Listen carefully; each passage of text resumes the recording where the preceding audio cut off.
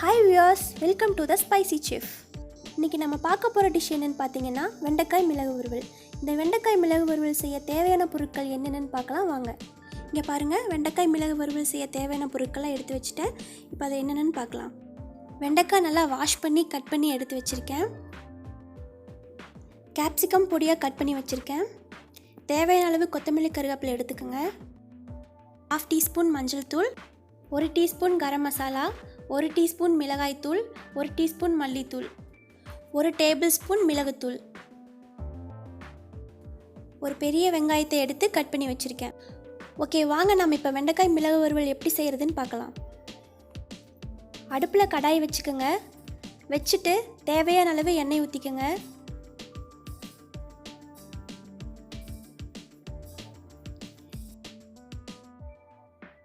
எண்ணெய் சூடானதும் நம்ம எடுத்து வச்சுருந்த கருவேப்பிலை ஆட் பண்ணிக்கலாம்.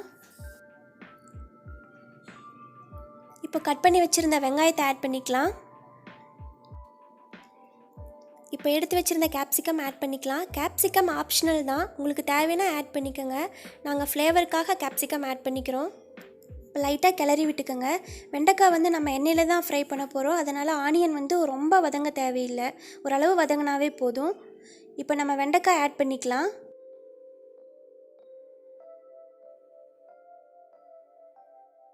வெண்டைக்காயில் இருக்க பிசுபிசுப்பெல்லாம் நல்லா போகிற அளவுக்கு வதக்கிக்கோங்க.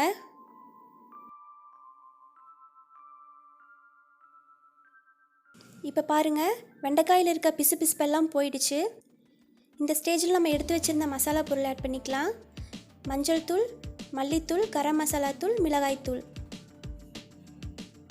இதெல்லாம் போட்டு நல்லா கிளறி விட்டுக்குங்க.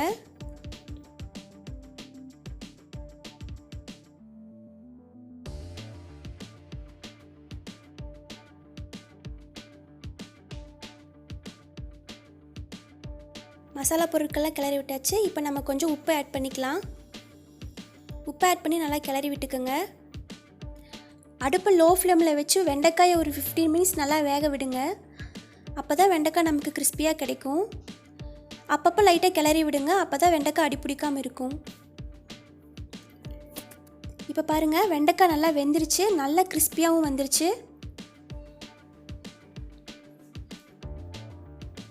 இந்த ஸ்டேஜில் நம்ம 1 டேபிள் ஸ்பூன் மிளகுத்தூள் ஆட் பண்ணிக்கலாம். மிளகுத்தூள் ஆட் பண்ணி நல்லா கிளறி விடுங்க.